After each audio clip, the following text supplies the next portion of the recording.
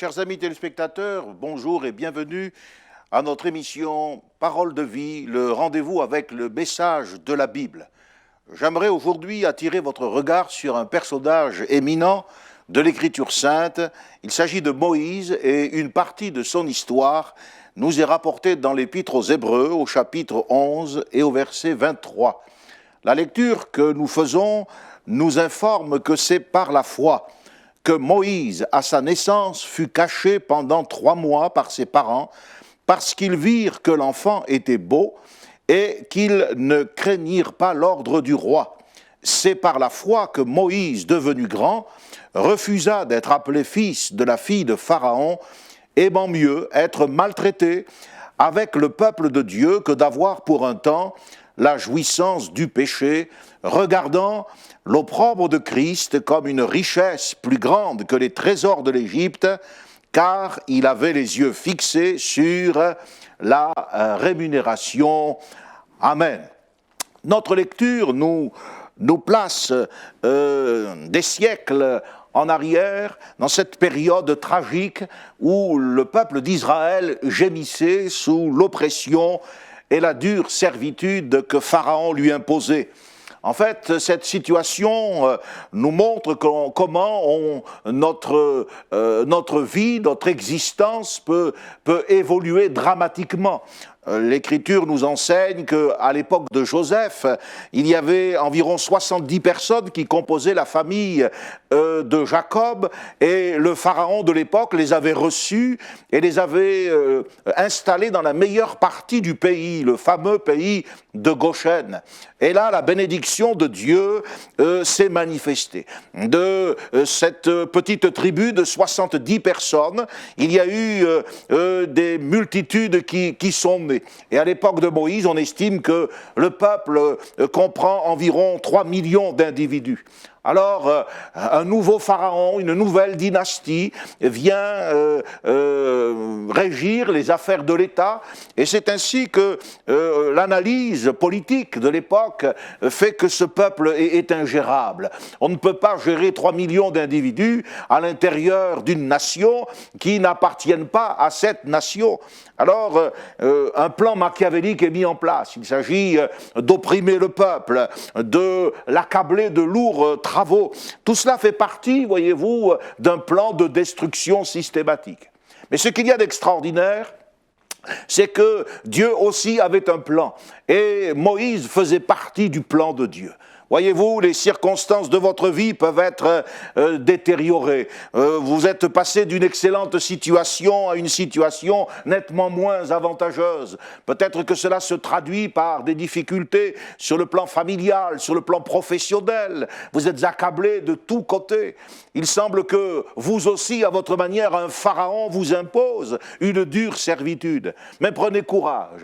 Et à l'écoute de ce message, sachez que Dieu a également un plan, et que même les événements négatifs, comme cette situation, eh bien, peuvent faire partie du plan de Dieu.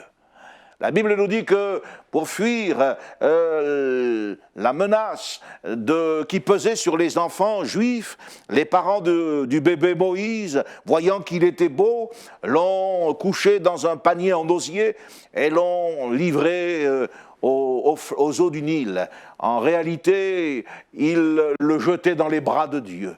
Et il s'est passé quelque chose d'extraordinaire, quelque chose que le meilleur de tous les romanciers ne pourrait pas imaginer. Voilà que la fille de Pharaon, une princesse stérile, descend se baigner. Elle aperçoit le panier, elle entend les cris du bébé, et elle est émue. Et elle décide d'adopter cet enfant. La sœur de Moïse, son aînée de quelques années, Myriam, surveillait au milieu des joncs, vérifiait qu'il n'arrive rien à cet enfant, et elle va lui proposer une nourrice. Ainsi, Moïse retourne dans son foyer d'origine, il est allaité par sa propre mère, et la Bible nous dit que la princesse va même lui verser un salaire. Et ce qu'il y a d'extraordinaire, c'est qu'en absorbant le lait maternel, Moïse va également être mis au contact des vertus, des valeurs d'Israël. Et jamais, malgré les années où il va être enseigné dans toute la science et toute la sagesse des Égyptiens, Moïse ne sera jamais assimilé. Il gardera ce caractère qui lui permettra un jour de faire le choix indispensable pour le salut de son peuple. Vous vous rendez compte ? Le futur libérateur d'Israël va être élevé dans la maison même du pire ennemi de son peuple. Oui, ramenons ça à notre époque, si vous le voulez bien. Ramenons-le à l'époque de la cruauté nazie, lorsqu'en Europe, eh bien, un plan d'extermination systématique du peuple juif a été mis en place par Hitler et par les nazis. Eh bien, imaginez tout simplement que l'homme qui est destiné à détruire le Troisième Reich soit accueilli par Hitler lui-même comme son fils adoptif. Imaginez que ce soit le parti nazi qui finance ses études, qui lui donne un statut officiel. C'est quelque chose d'irréaliste. Pourtant, c'est ce que la Bible nous dit et c'est ce qui s'est passé. Ce que la Bible affirme au sujet de la nation la plus puissante de son temps, voyez-vous, cela aurait pu se passer de cette manière à notre époque. L'histoire du peuple de Dieu, quand on l'a saisie parfaitement, et ressemble à la réalisation d'un puzzle géant. Vous avez là des milliers de pièces et c'est souvent très difficile à comprendre par quel bout commencer. Et puis avec un peu de patience, de persévérance, vous arrivez à mettre en place une image et vous allez voir au bout d'un certain temps que tout s'emboîte, tout s'ajuste, chaque pièce est utile, il ne faut surtout rien laisser de côté, rien perdre. Eh bien, l'histoire du peuple de Dieu, que ce soit le peuple de Dieu sous l'Ancienne Alliance, Israël, que ce soit l'Église dans le Nouveau Testament, que ce soit vous ou moi, chers amis, eh bien, l'histoire du peuple de Dieu est comparable à ce lent travail où pièce après pièce, élément après élément, avec des circonstances quelquefois complètement négatives, Dieu va entreprendre de dessiner la figure de la réalisation de son œuvre dans notre vie. C'est ainsi que nous pouvons affirmer qu'il n'y a pas de hasard. Il faut complètement l'écarter. Il n'y a pas non plus d'accident, mais il n'y a que des événements qui prennent place dans le plan de Dieu. Oui, notre vie n'a pas été, voyez-vous, quelque chose de hasardeux, d'irréfléchi. Dieu est un Père responsable et c'est pour cela qu'il y a un processus qui est orienté vers un but qu'il nous faut atteindre. Et c'est aussi pour cela que nos décisions, que nos choix, que nos partis pris, eh bien, sont d'une importance extrême. Nous faisons partie d'un ensemble qui a une histoire et qui marche vers une fin arrêtée selon un processus précis.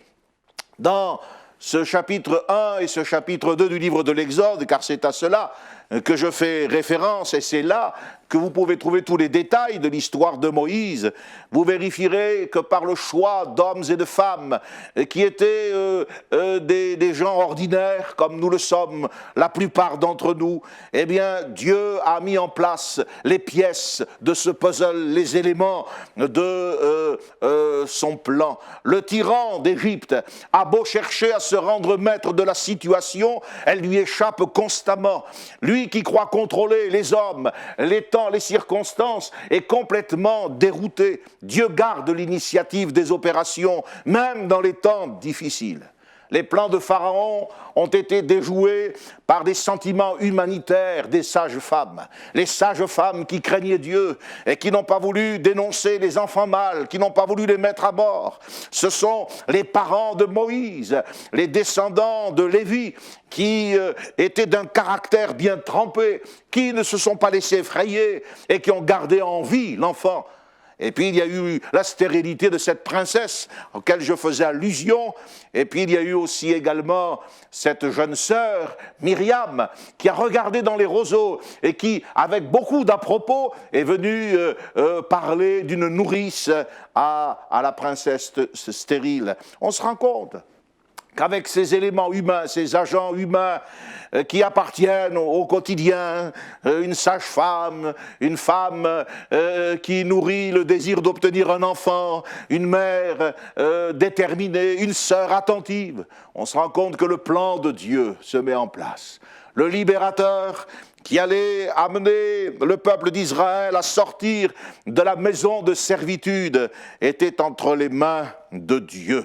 Alors j'aimerais vous dire aujourd'hui au travers de ce message, quelle que soit votre situation, même si vous êtes passé d'un statut avantageux à quelque chose de difficilement supportable, ne vous laissez pas paralyser, ne vous laissez pas accabler outre mesure, car sachez qu'il y a quelqu'un qui veille et il y a quelqu'un qui est capable d'intervenir au milieu des pires situations.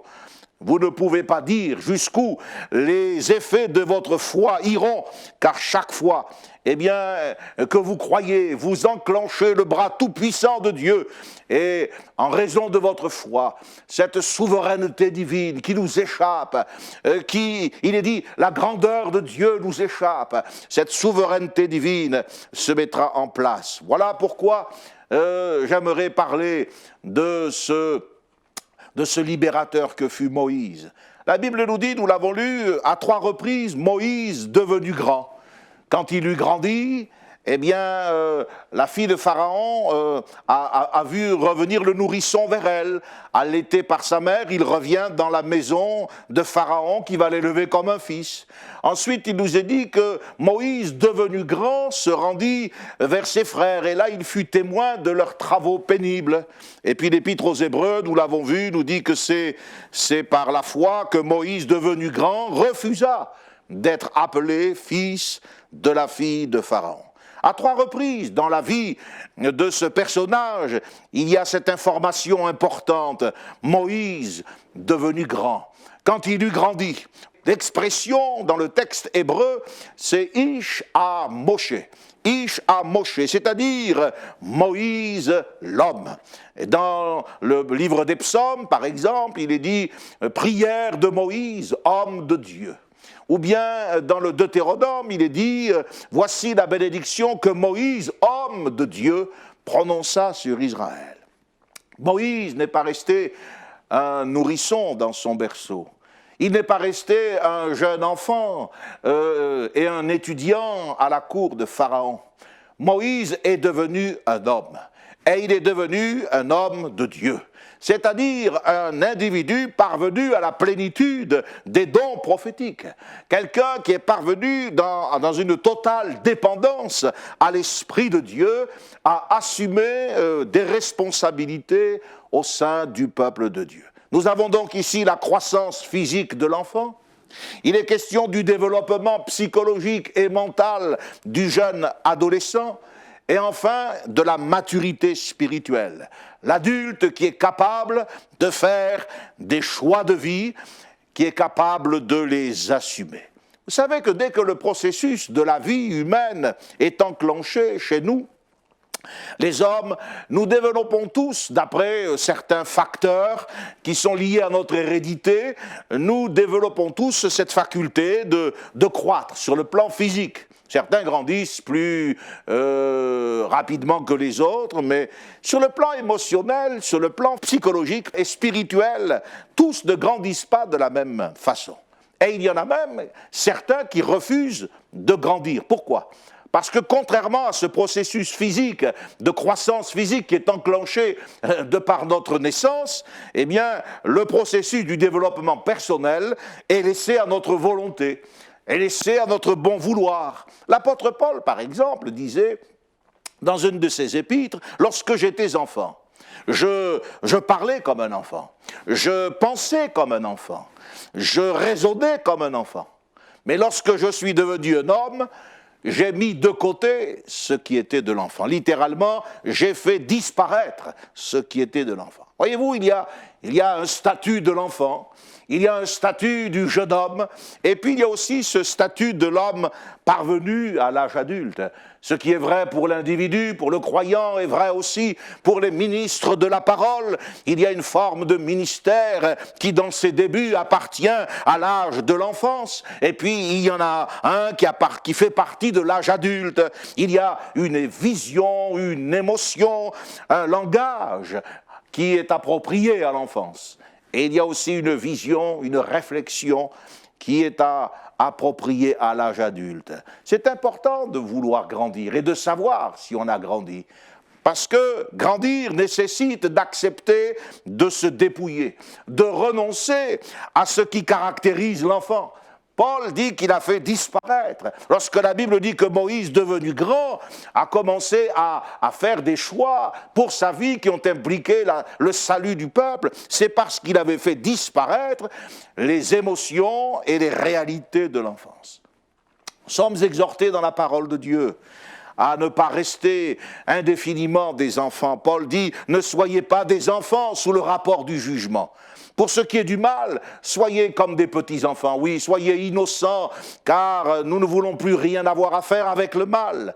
Mais pour ce qui est du jugement, soyons des hommes faits, devenons aussi des hommes, des femmes ayant atteint la capacité spirituelle nécessaire. Vous savez, lorsqu'on parle avec les enfants, justement, et qu'on les interroge, eh bien, ils vous disent, en se projetant dans l'avenir, « quand je serai grand ». Quand je serai grand. Et la question vient immédiatement, qu'est-ce que tu feras, qu'est-ce que tu voudrais faire quand tu seras grand? Les enfants rêvent de grandir. Seulement, il faut reconnaître que grandir, c'est pas toujours un rêve facile à assumer. C'est quelquefois même un cauchemar.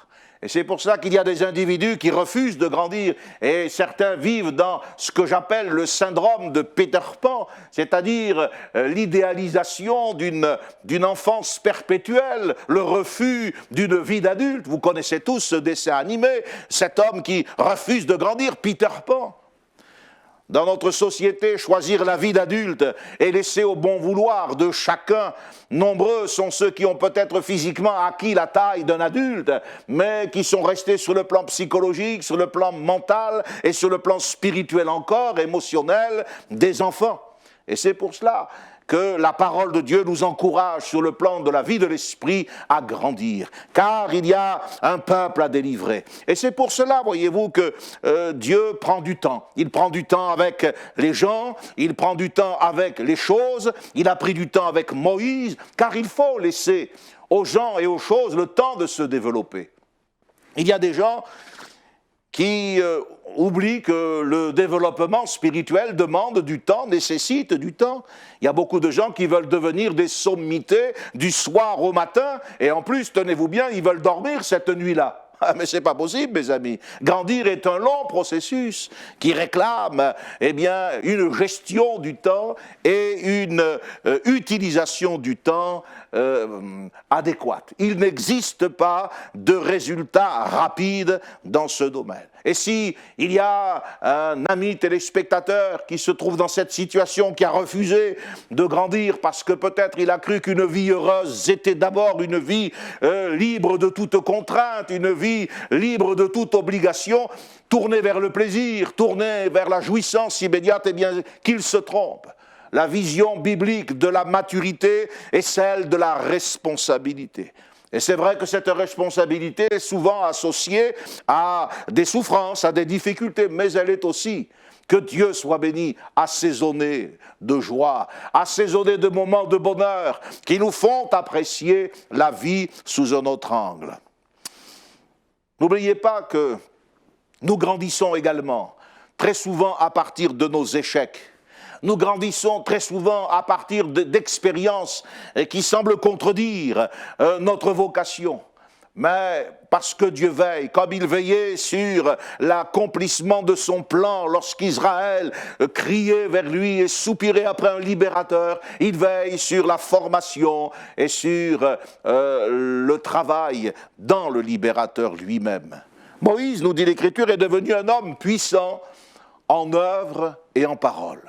C'était quelqu'un qui avait acquis des capacités extraordinaires. L'Égypte de ce temps-là était réputée pour ses connaissances, sa science en matière de mathématiques, d'astronomie et aussi d'astrologie.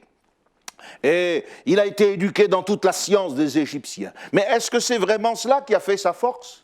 Est-ce que c'est ce sont ces années d'études probablement que Moïse a fréquenté l'université d'Héliopolis, une université qui rassemblait à l'époque 10 000 étudiants.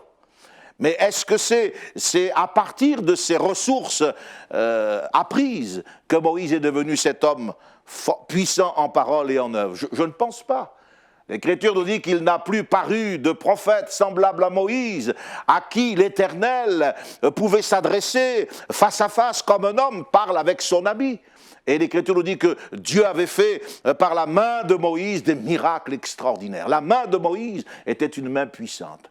J'aime bien cette expression dans le texte du Deutéronome où il est dit « Yad ha-razaka ». La main de Moïse a été puissante. Vous savez, lorsque vous rencontrez, si vous allez en Israël, un habitant du pays et que vous le saluez avec le célèbre shalom, eh bien, vous pouvez, en vous séparant de lui, en lui serrant la main, lui dire « razak ». Razak signifie « sois fort ». Eh bien, la main de Moïse était forte. C'est à bras et à main forte et à bras étendus que Dieu a fait ces miracles. Yad ha-razaka. Je me suis demandé longtemps, qu'est-ce que ça signifiait une main forte ? Est-ce que c'était des pouvoirs plénipotentiaires ? Est-ce que ça signifiait une administration, une organisation extraordinaire ? Non. Un jour, j'ai lu dans l'Écriture qu'après avoir parlé à Dieu sur la montagne, Moïse est descendu vers le peuple d'Israël, tenant dans sa main les tables de la loi. Ce qui avait rendu Moïse fort et qui avait fait de sa main une main forte, eh bien, c'était la parole de Dieu. Il tenait dans sa main la parole de Dieu. Ah, si nous comprenons cela, que pour être réussi, une vie ne doit pas simplement être heureuse et sacrifiée au plaisir commun de tout le monde. Non, la vie, pour être heureuse, doit être utile. Et si nous comprenons que notre force est dans la parole de Dieu, alors nous pouvons devenir entre les mains du Seigneur des instruments de libération, des instruments avec lesquels et au travers desquels Dieu va agir, car c'est ainsi, par le moyen de la foi, et la foi vient de ce que l'on entend, et ce que l'on entend vient de la parole de Dieu, que Moïse a été envoyé. Il n'a pas été effrayé par la colère de l'homme le plus puissant de son époque. Il n'a pas tremblé devant Pharaon, car la Bible nous dit qu'il voyait celui qui était invisible. La parole de Dieu avait rendu Dieu réel à son esprit, et c'est par la foi qu'il a fait aussi la Pâque, l'aspersion du sang, et qu'ainsi l'ange exterminateur n'a pas touché les enfants d'Israël. Mes amis, je ne crois pas qu'il y ait eu de vie plus réussie, qu'il y ait eu de vie plus heureuse que celle de Moïse. Nous le voyons toujours sur la hauteur. Il est sur le mont du Sinaï et il reçoit la parole de Dieu. Il est sur le mont Nebo et il contemple la terre promise. Et le Nouveau Testament nous le montre sur le mont Hermon. Et là, il s'entretient avec Élie au sujet du Messie, le Seigneur Jésus-Christ. Oui, consacrez votre vie à Dieu, croyez l'évangile de Dieu et devenez vous aussi dans votre époque, dans votre temps, et ce malgré vos détresses et vos difficultés, devenez des hommes, des femmes qui se développent et qui permettent à Dieu de les utiliser pour le salut d'un plus grand nombre. Je vous invite à prier et demander à Dieu sa bénédiction sur sa parole.